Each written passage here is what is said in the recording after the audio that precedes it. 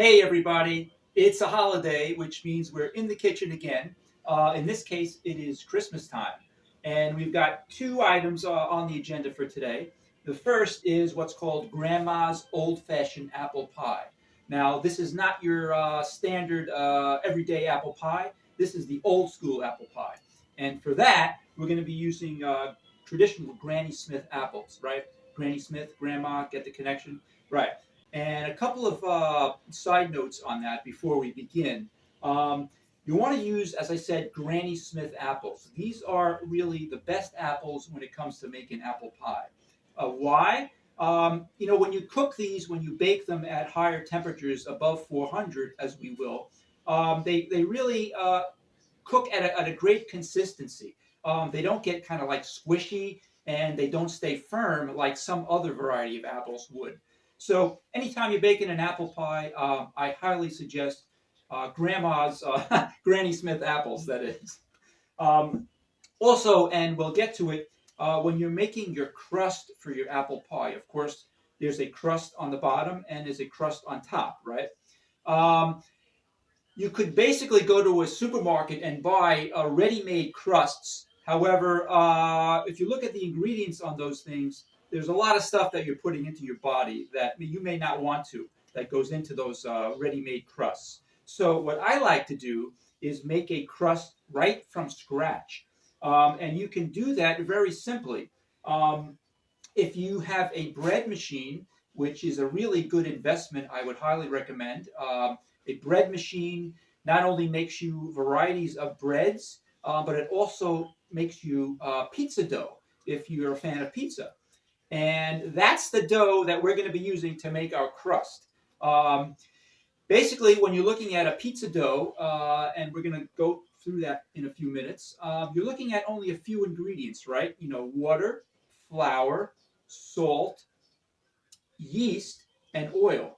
Um, all those ingredients are going to go into our crust for our apple pie, except the yeast, right? You don't want your crust rising. So you're going to use only a few ingredients to make your pizza dough, minus the yeast, and you're going to put it on your regular cycle, which is about an hour and a half. You're going to take it out. You're going to refrigerate it overnight, and you're going to come and you're going to make your crust out of it. Works out perfectly. So again, I would highly recommend, rather than going and buying your ready-made crusts in the supermarket, hey, do it the natural way, the healthy way, and stick with basically a low ingredient, natural ingredient pizza dough crust for your apple pie. So we'll get into that. So also, some of the ingredients that go into your apple pie, of course, you could put cinnamon and lemon peel and this sort of thing, nutmeg. It's totally up to your taste. I like to stick with basically natural ingredients. I don't like to put anything preservative-wise or artificial this or that. So it's very basic, as was our grandmas in the traditional old days, right, when they never had preservatives. So my suggestion would be to stick with as natural stuff as you can. It always tastes great. Okay, so first off, obviously, you want to peel your apples. Now, actually, some people leave the skins on, which is perfectly fine, but make sure you wash them. You wash your apples if you're leaving the skin on. Um, However, I prefer to skin them, in which case you really don't have to wash them. That's your option because obviously we're not eating the skins. But again, as far as the number of apples, anywhere between 10 and 12, and this is a standard size Granny Smith apple. Um, and Also, how big you cut the chunks of these apples really makes a big difference. If you really dice them up, the pie will basically be a little bit flatter. However, if you leave them chunky, like our grandmas used to, the pie will be a little bit higher, and that's what we're aiming for. So, okay, so first off, we want to do a basic cut, and what you want to do now is you'll take your apple and you're going to go basically right down the middle, right like that. And gee, what does that look like? Does that look like a Beatles Apple Records logo? So Okay, that's what you'll start off with. And again, I'm going to skin my apples, but I'm going to do it after the cut because it makes it a little bit easier. First off, you want to do another cut, and you can do it either way, just to make it simple. Dice them into 4, right? Okay. Now you'll notice that apple seeds peel out, and you don't want apple seeds in your pie, right? So you want to make sure that you just basically cut out a little bit of the center there, if you can see that, and that'll take care of the seeds, and that comes right out, right? And that's what you're left with, which is fine. I'm going to skin that. So I'll start by just doing that a little bit. Watch your fingers if you have a sharp knife. Nothing like blood in your pie, right? All right, that's that. And of course, do this with every apple. I mean, it's a little tedious. It takes some time, but you know, it's well worth it in the end, right?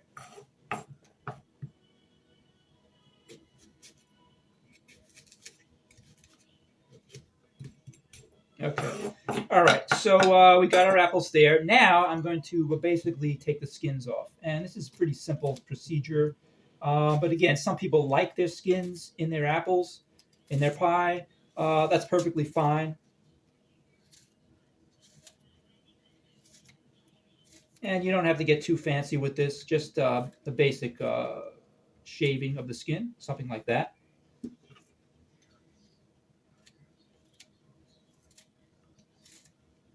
This is probably the most laborious part of making an apple pie, right? Shaving the skins off.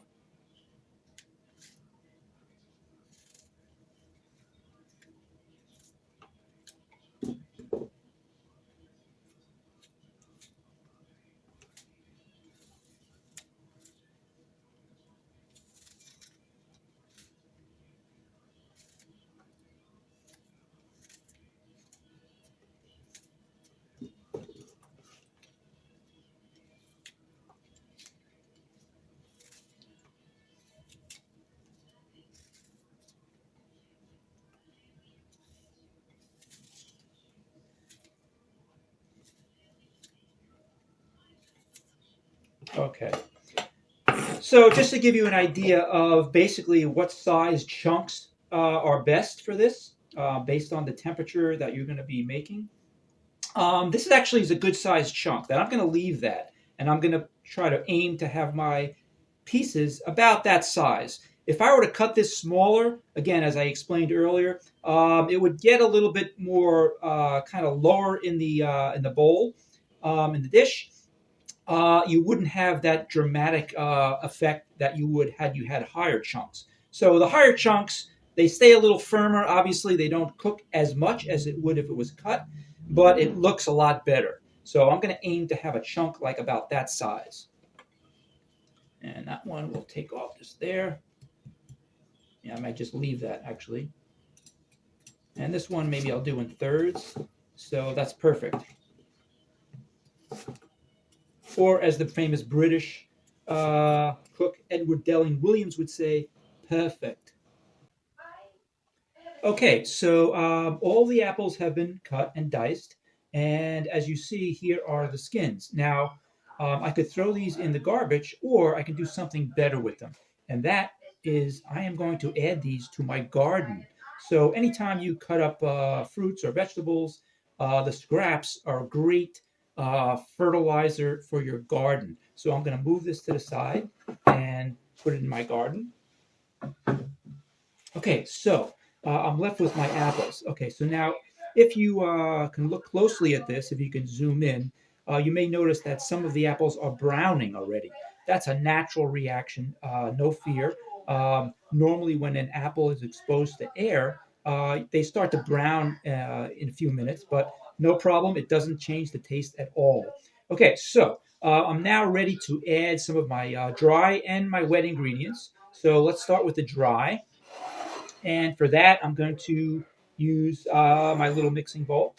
And what I'm going to do is I'm first going to put a little salt in. Now, just a note on salt. I like to use sea salt. And there's also the regular type of salt. And you'll notice that there's a little line on here saying that this salt does not supply iodide, a necessary nutrient. sounds kind of negative, but if you were to get the salt with the iodide, you're going to have to settle for eating a caking agent, calcium silicate. I'm not interested in doing that, so I will stick with the sea salt. It's natural, it does the trick, and again, it's just like grandma would make, right? So I am going to put just 1/4 teaspoon of salt, not much. And that's going to be dry again. Okay, so next, again, it's all as you see fit, totally depending on your taste. I like to use natural ground cinnamon also. And for this, I'm going to put 1/2 teaspoon. Okay, I'll put that in. Now I just want to mix that a bit, just very generally, just to get it distributed properly. No big fuss. Okay, that's my dry, and I'm going to put that to the side.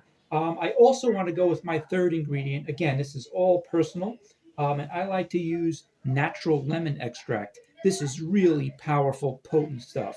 So what I like to do is use a little bit of this, just 1/2 teaspoon of that.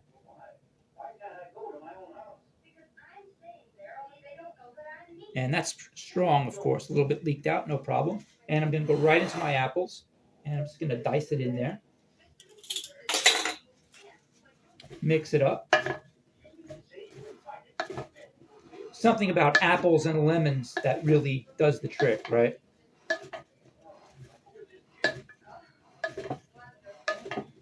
And again, you don't have to really make a fuss. It all basically mixes in when it cooks.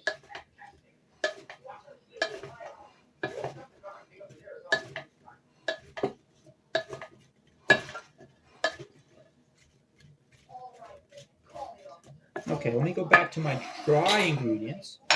And what I'm going to add too is I like to add a little bit of a flavor enhancer, and that's with natural raisins. So I'm going to put that right into my mixture of cinnamon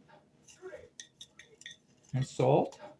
And I'm going to dice that around a bit. This is a good way of ensuring equal distribution because the raisins have a little bit of moisture on them and they pick up the dry ingredients nicely. And actually I can turn it around. I could always use, you can use both sides of this, right? This works just as well. And if you can look at the raisins are now starting to get cinnamon flavored or colored. That's a little trick to ensure equal distribution. Okay, so now comes the fun part, right? We're going to mix everything together, blend it all in. But what I want to do first is I want to transfer my apple diced pieces into a larger mixing bowl because then when I add the dry ingredients and the raisins, it'll give me a little bit more room to work it together. But this is the fun part, right? Just a side note before that, what you want to do, and this is just a little trick of the trade, you want to coat this bigger bowl with a little bit of water. That will allow for a little bit more of viscosity. Things will blend together a little bit easier. So I'm just going to put a tad bit of water in there. That's it. That's all you need. And now I'm going to go with my apples.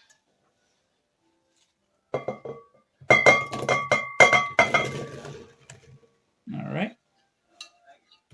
And we'll just mix that real quick.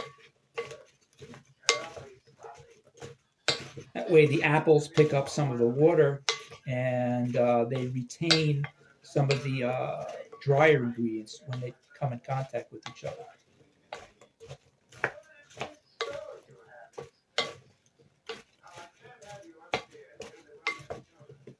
It's often said baking is not about just putting ingredients together, right? It's about learning these little tricks that you can put in here.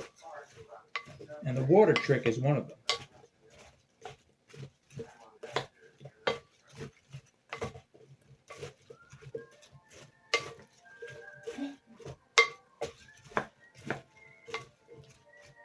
All right. Let's go with the dry.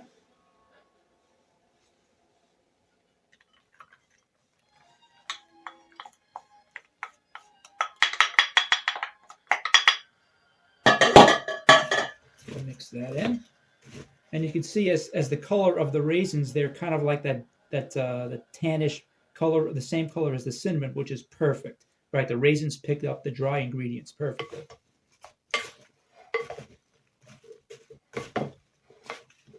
Okay, so we finished with the interior of the apple pie. Now we're going to work on the exterior.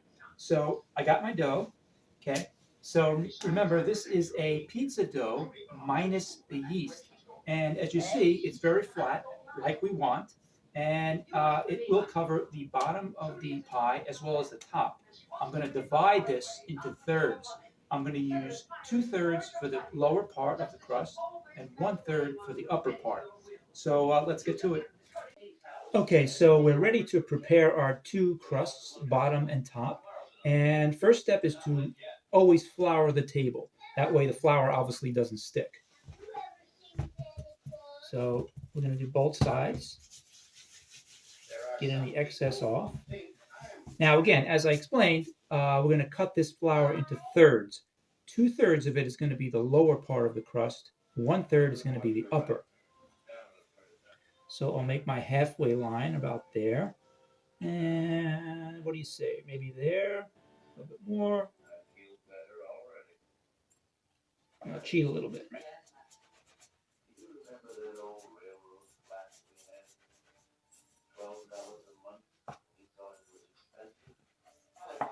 And there you go.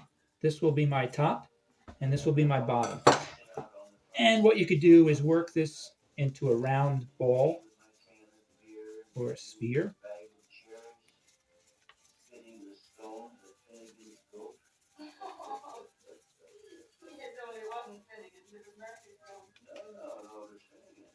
By the way, it's Christmas time, so in the background you may hear some Christmas music and some Christmas movies being played.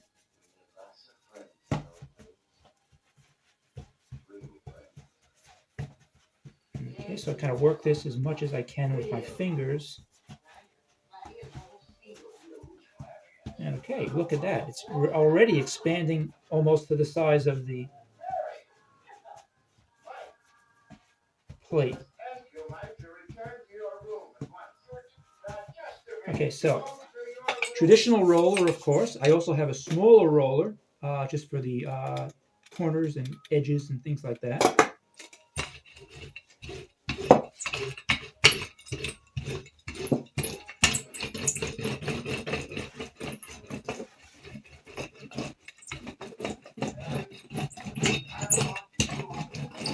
Okay, great. I've successfully prepared my lower crust and my upper crust, and I'm ready to transfer my lower crust into the pie plate. Just a note beforehand, what you need to do in order to prevent it from sticking is use just a little bit of vegetable shortening, maybe just a fingertips worth, just to coat the plate, the pie plate, just so there's no sticking. On this note, I would highly recommend not using anything Teflon, because if you cut into Teflon with a sharp edge, the Teflon will actually peel and you'll be eating it. So no Teflon, please. Old glass is actually best.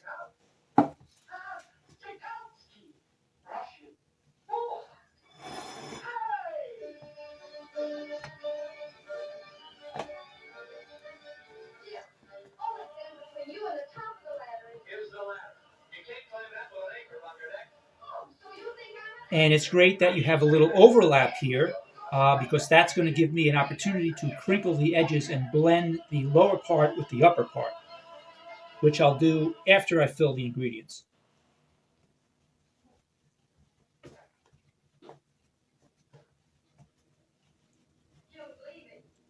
All right, that looks pretty good. Let me add the ingredients.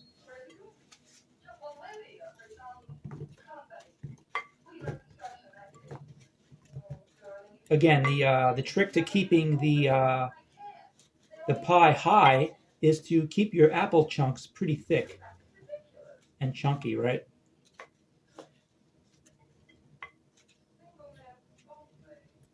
Oh, that's going to be nice. I'll save the raisins for last. Get these guys in first. And the raisins now I'll kind of equally distribute around.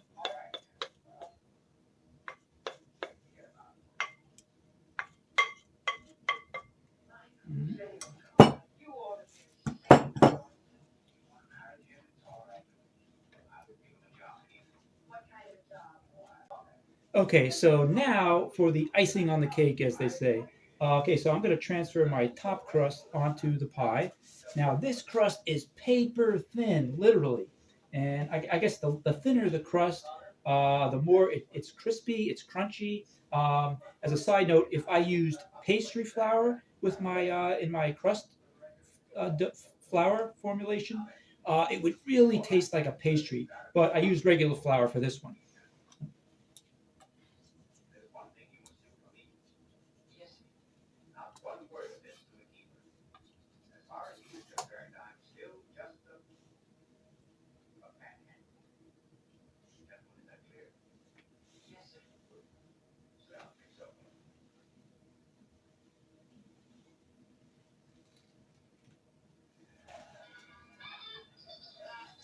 Ah, look at that.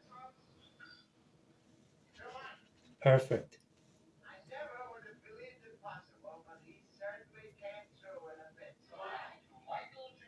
And what I'm going to do now is I'm going to crunch the edges together. And for that, being that the flour has, the dough has, the crust has flour on it, I'm going to use a little bit of water on the edges just to bring it to a binding consistency.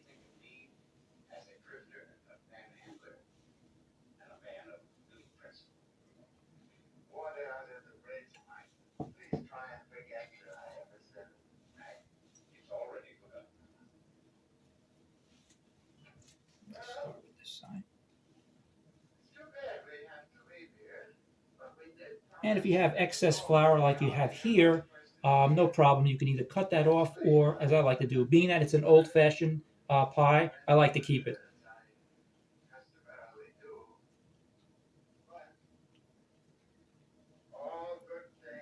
See, that little touch of water makes the two crusts come together. Okay, success. I've successfully crunched the edges, pushed them together, and we're ready to almost put it in the oven. But first, I have an option. I want to make air holes in the top, obviously, for decorative reasons, and it also allows the heat to get out. What I could do is put it on my back porch and allow the birds to sit on it. So you'll get bird holes in it, as is traditionally associated with that. However, I think they will use a knife.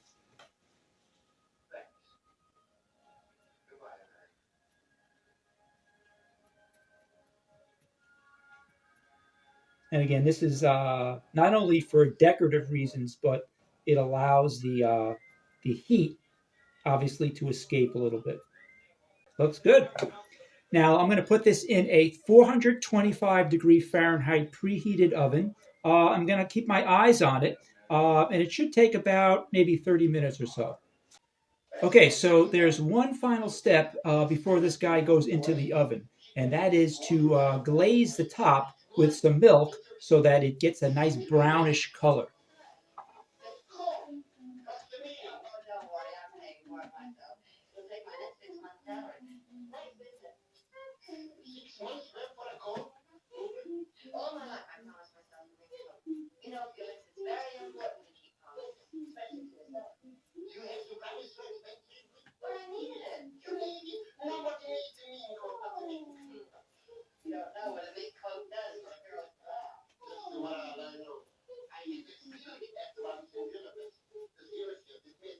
And maybe a little bit around the edges. This will give it that nice dark bronze color, right? It's in the oven, baby.